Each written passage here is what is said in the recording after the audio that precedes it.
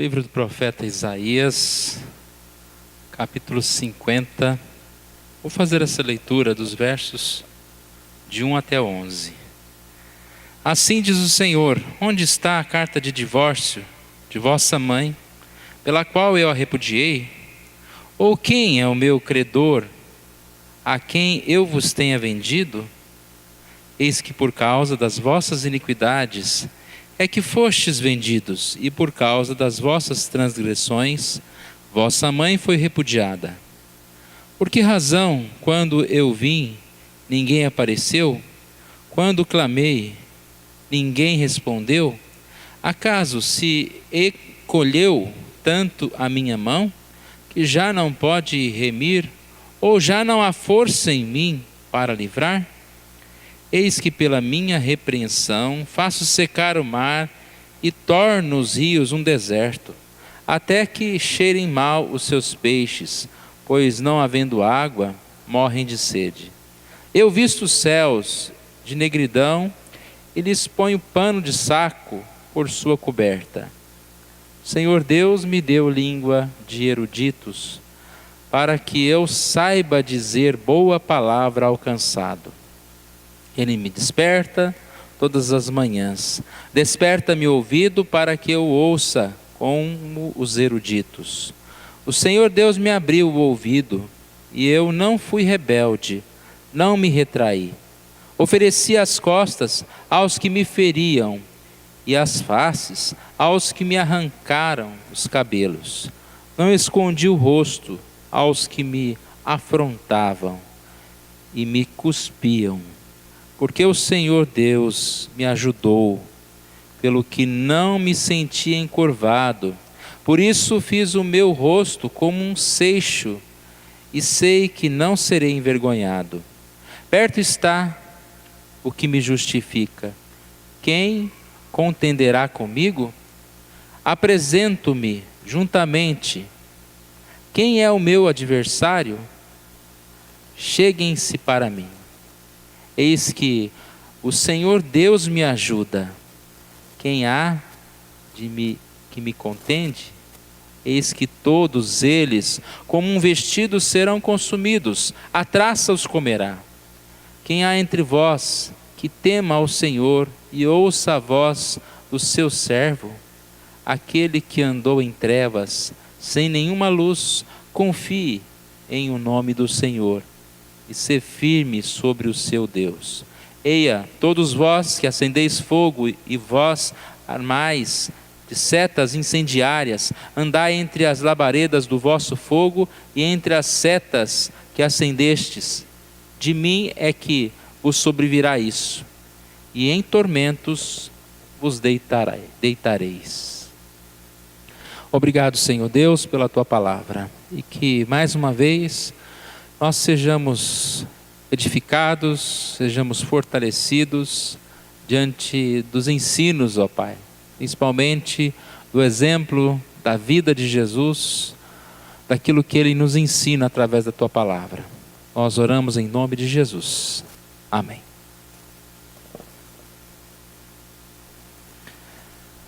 Algumas semanas estamos falando sobre profecias de Jesus no livro de Isaías. São 4 textos interessantes que falam especificamente de Jesus como servo, como a luz, como aquele que foi ultrajado, mas fiel.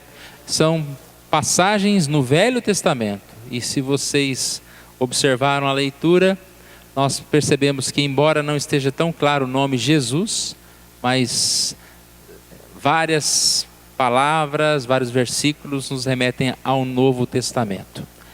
Nós estamos falando a respeito dessa palavra de Jesus, pois Jesus é aquele que nos dá vida, aquele que restaura a nossa alma, que nos fortalece. E nós temos falado a respeito de ser um instrumento nas mãos de Deus. Quem é você no corpo de Cristo? E para sermos alguém no corpo de Cristo, para servirmos no corpo de Cristo, nós precisamos estar fortalecidos. E nem sempre essa é a realidade. Como nós falamos, às vezes nós estamos desanimados ou nós estamos precisando de restauração, estamos, de certa forma, desiludidos, nos sentindo fracos, quebrados, e mais do que ser uma bênção, nós encontramos dificuldade de pensar que como eu posso ser uma bênção, como eu posso ser alguém que serve no corpo de Cristo. Mas a palavra que nós temos demonstrado aqui, trazido aqui, é que cada um de nós é importante no serviço, no reino de Deus. Cada um de nós tem um chamado específico. Ninguém é feito igual. E até mesmo 2 ou 3 pessoas que fazem a mesma coisa, na mesma função, elas vão dar um auxílio diferente. E a igreja exatamente é isso. Um corpo onde nós podemos ser bênção de Deus. Mas nós precisamos dessa restauração, desse fortalecimento.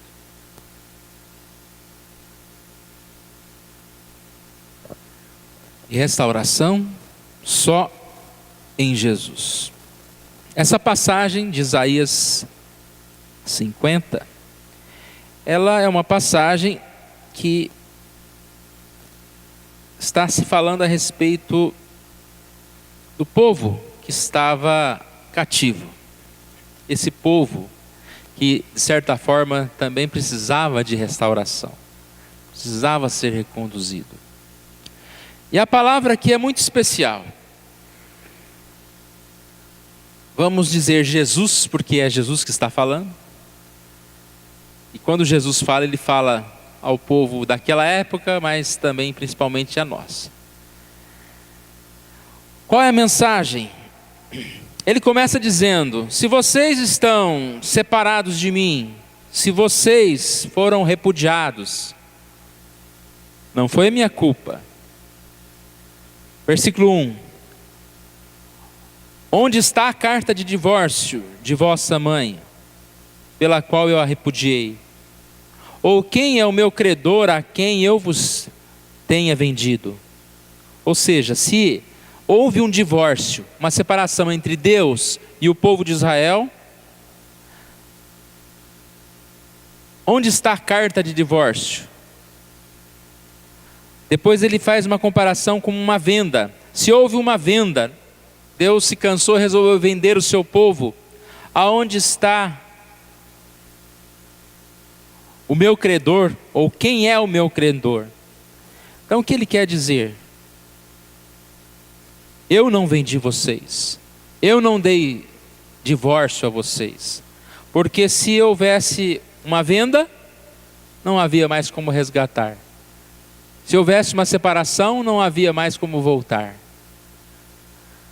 A conclusão que Deus chega a esse texto é que: eis que por causa das vossas iniquidades é que fostes vendidos, e por causa das vossas transgressões, vossa mãe foi repudiada. Ou seja, a palavra é dura. Se vocês estão com problemas, se vocês estão quebrados, se vocês estão se sentindo fracos, a culpa não é minha, não fui eu que me separei, mas o próprio pecado de vocês, as próprias atitudes de vocês fizeram que vocês chegassem a essa conclusão, ou a essa condição de cativeiro, separados de mim mesmo. Mas ao mesmo tempo que é uma reprovação dura, mostrando a culpa deles, é uma palavra de consolo, ou seja, ainda existe retorno. Se houve separação, e se nos afastamos do Senhor por algum motivo, não foi Deus que quis que nós nos afastássemos dele.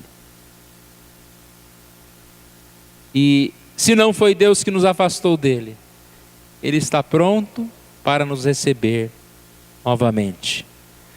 E o que demonstra o texto é que exatamente Deus quer convencer este povo disso, como Jesus quer nos convencer disso. E eles aparentemente não acreditavam, Versículo 2: por que razão, quando eu vim, ninguém apareceu? Quando eu chamei, ninguém respondeu? Ou seja, Deus não deixou de chamar, não deixou de convidar, não deixou de ser o Deus de amor, o Deus que quer a reconciliação, que quer nos restaurar, nos transformar. Quem deixou Deus foi o povo. Deus não deixou de falar, nós é que deixamos de ouvi-lo e deixamos de atender o seu clamor, a sua voz. Deus não deixou de ter poder. Parece que nós que não estamos crendo nisso. Acaso se encolheu tanto a minha mão, que já não pode remir, ou já não há força em mim para livrar? Eis que pela minha repreensão faço secar o mar, e torno os rios um deserto, até que cheirem mal os seus peixes, pois não havendo água, morrem de sede. Eu visto os céus de negridão, e lhes ponho pano de saco por sua coberta. Ele está dizendo, vocês não têm um Deus que não pode livrar, que não tem poder. Eu sou um Deus que governo todas as coisas. Eu sou um Deus que tem toda a força. Sempre, irmãos, Deus coloca-se diante de nós. Nós temos uma vida inteira, né? Uma caminhada inteira. E nessa caminhada nós percebemos isso que nós acabamos de dizer.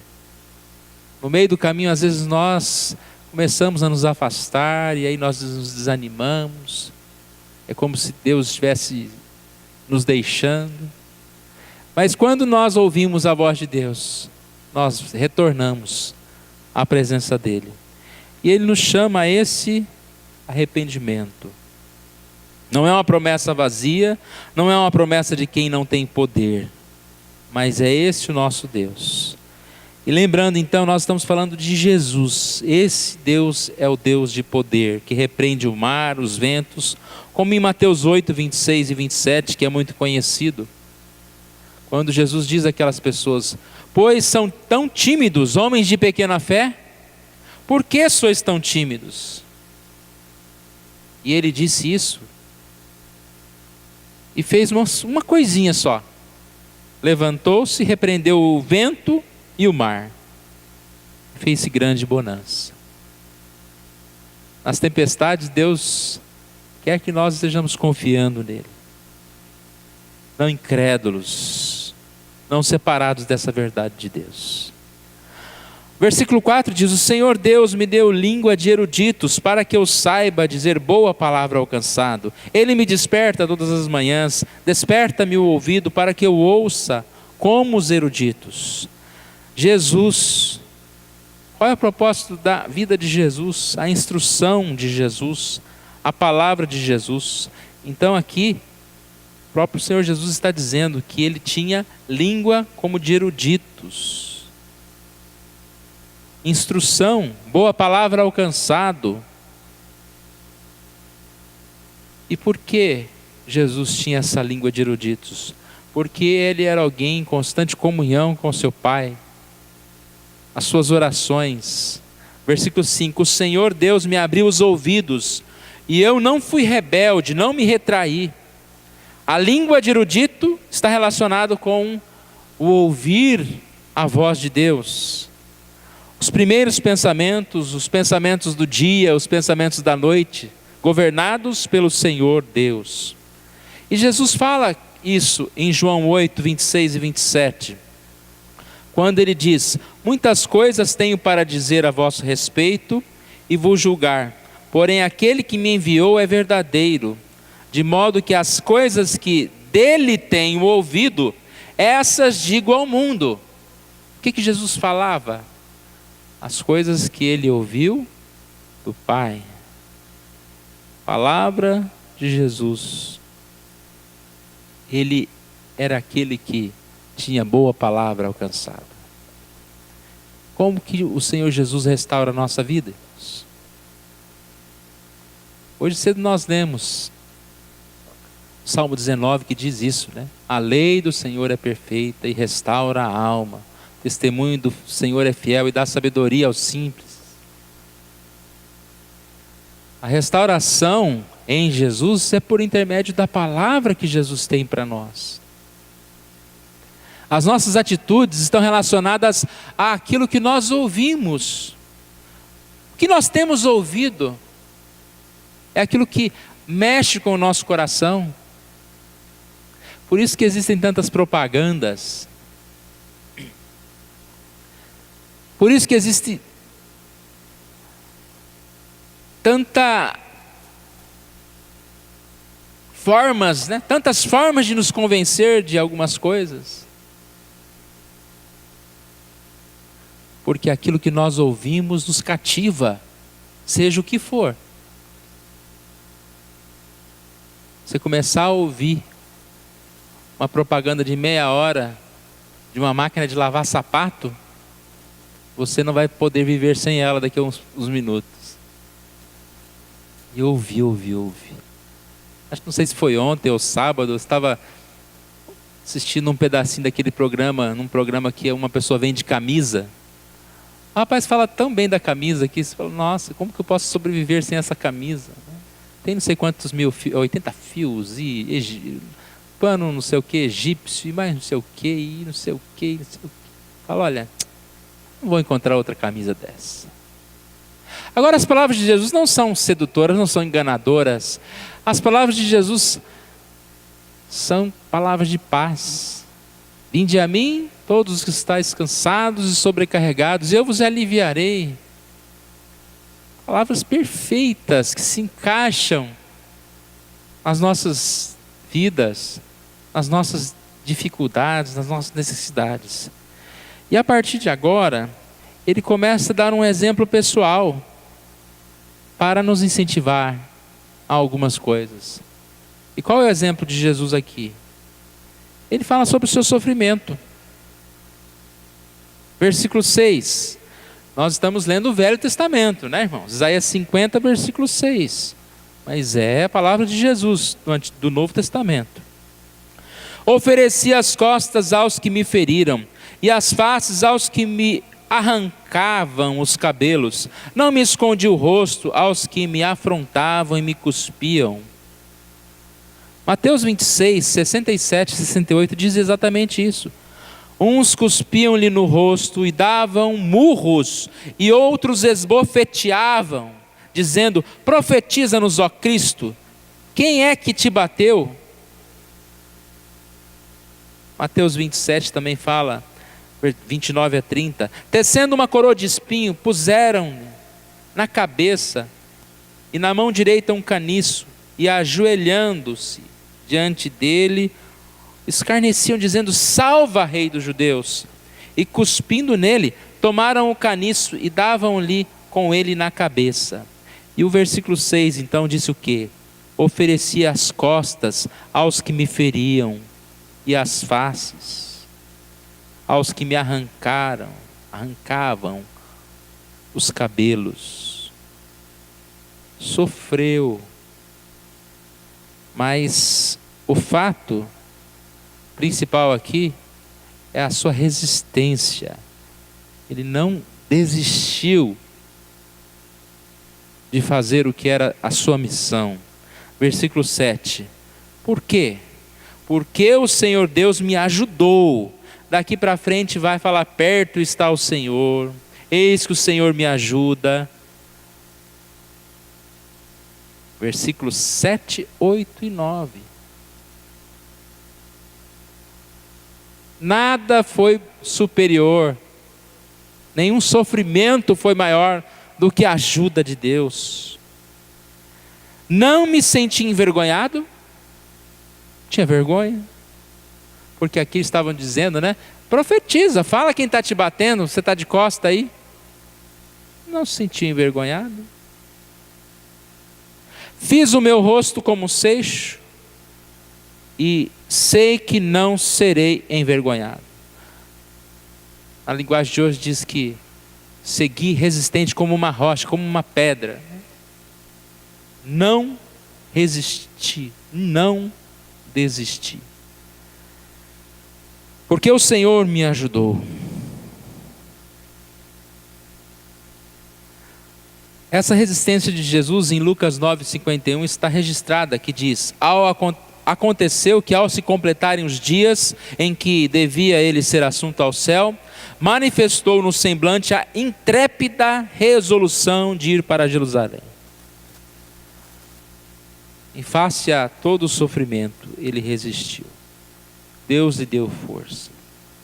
Versículo 8: perto está o Senhor que me justifica. Quem contenderá comigo? Essa proximidade de Deus é a certeza da intervenção de Deus no momento certo. E qual que era o momento certo da intervenção de Deus?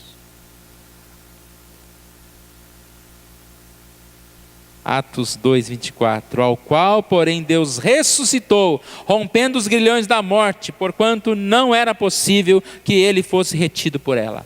Qual era a intenção daquelas pessoas? Matá-lo, vencê-lo.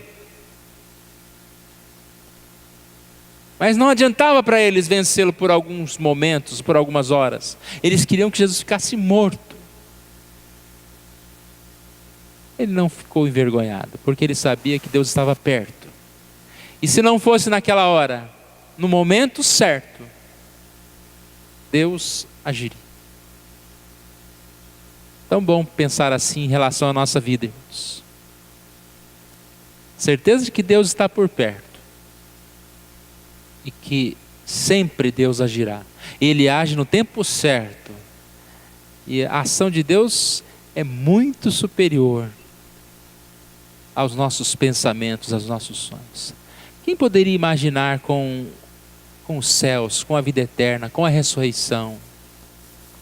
É um milagre muito maior do que nós podemos imaginar. O homem fica tão feliz hoje quando ganha um prêmio em dinheiro, quando consegue conquistar um bem, quando ele casa, quando ele se forma. E não é errado ficar feliz. Graças a Deus que nós somos felizes. E também pelas pequenas coisas nós temos que ser muito felizes. Felizes por estar aqui, por respirar, por ter uma roupa para vestir. Mas quando a gente pensa o como será a felicidade da ressurreição, do morrer mas não morrer, deve ser vai dar um medo, né? Eu tô nas últimas. Mas perto sempre está o Senhor. E quando chega o momento, é o próprio Deus que vai nos consolar por passar até mesmo, porque ainda que eu passe, né, pelo vale da sombra da morte, não temerei. Perto está o Senhor. Versículo 9: eis que o Senhor Deus me ajuda. Quem há que me condene? Eis que todos eles, como um vestido, serão consumidos, a traça os comerá. Os adversários perecerão. Perto está o Senhor. E aí vem uma aplicação para nós, principalmente para aquele povo que estava afastado, desesperado, cativo. Versículo 10 e 11. Quem há entre vós que tema ao Senhor e que ouça a voz do seu servo? Aquele que andou em trevas, sem nenhuma luz, confie em o nome do Senhor e se firme sobre o seu Deus. Ou seja, se algum de vós estão aí desesperados, em trevas, como que precisando dessa restauração, afastados de Deus, o que tem que fazer? Confie e se firme sobre o seu Deus. Olha como a palavra ela é tão clara, né? Confie e se firme. Nós precisamos nos confiar e firmar na palavra de Deus, o nosso Deus. Agora há uma repreensão para aqueles que não querem saber de Deus, para aqueles que confiam em si mesmo. Eia, todos vós que acendeis fogos e vos armais de setas incendiárias, andai entre as labaredas do vosso fogo e entre as setas que acendestes de mim é que vos sobrevirá isso? Em tormentas vos deitareis. Vos deitareis.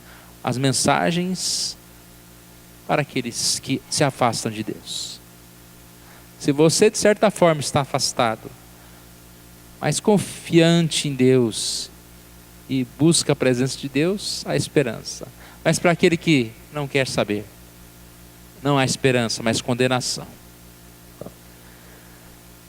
Essa é a palavra de Deus para nós. O servo do Senhor, o trajado mais fiel. Se nós estamos com dificuldades, a primeira coisa que Deus levantou aqui é: a culpa não é dele, a culpa é nossa, nosso pecado. Mas a culpa é nossa, ou seja, a porta continua aberta e Deus continua a falar. E nós temos a palavra do Senhor Jesus. Jesus fala palavras de um erudito, palavras que salvam, que transformam, que curam. Esse Jesus, Ele mesmo, sofreu as dores. E há um duplo conselho para nós, um duplo ensino para nós aqui. Primeiro, se Jesus sofreu e venceu, nós podemos também sofrer e vencer. Agora, mais importante, se Jesus sofreu e venceu, foi por nós que Ele fez isso. E nós, mais uma vez, devemos confiar, porque Jesus sofreu por nós. E, portanto, nós temos um compromisso diante dele. Jesus nos amou, e o amor de Cristo deve nos constranger a viver conforme a palavra de Deus. Se Jesus sofreu e também venceu, Ele está dizendo que nós podemos vencer na presença de Deus, confiando no Senhor, fortalecidos no Senhor. Perto está o Senhor de todos que o buscam, de todos aqueles que nele confiam. Portanto, irmãos, que nós estejamos buscando. Nós temos falado sobre as possibilidades, sobre um Deus que é um Deus do impossível, sobre um Deus que nos ama, e que nós possamos pensar mais nisso, em confiar em Deus, para que Ele venha transformar a nossa vida, nossa relação pessoal, a nossa vida pessoal, nossa vida no trabalho, na família. Possamos viver mais em paz, né? Sem estar tão nervosos por pequenas coisas. Possamos ser mais honestos, mais firmes, só com Jesus, só ouvindo a palavra de Jesus, para que nós possamos nos firmar assim. Vamos colocar em pé, nós vamos orar mais uma vez. Deus querido, nós agradecemos a Ti, ó Deus, porque o Senhor é um Deus de amor, um Deus de poder, um Deus de proteção, ó Deus. Colocamos diante do Senhor agora as nossas vidas, pois sabemos que o Senhor Deus quer usar cada um de nós, que o Senhor Deus quer transformar cada um de nós. E para isso, ó Deus, nós te pedimos que o Senhor Deus venha a restaurar as nossas vidas, a nos fortalecer, ó Deus. Obrigado, ó Pai, por saber que o Senhor é um Deus que é misericordioso, que tem mãos estendidas, e mais do que tudo isso, Deus, o Senhor é poderoso a ponto de poder nos transformar, poder nos fazer vasos de bênção, porque esta é a vontade do Senhor e não apenas porque é nossa vontade. Ó Pai amado, que o Senhor nos abençoe e principalmente nos dê essa confiança, ó Deus, essa consciência de que perto está o Senhor e que no momento certo o Senhor agirá conforme a Tua vontade nas nossas vidas. Como nesse momento, ó Pai, o Senhor Deus tem um agir especial na nossa vida. Sabemos que a cada momento o Senhor tem um presente, o Senhor tem uma palavra, o Senhor Deus tem uma obra para realizar nas nossas vidas. Obrigado, ó Pai, por podermos entender isso na Tua palavra e que o Senhor nos ajude a buscar a Tua presença mais e mais. Nós oramos em nome de Jesus. Amém.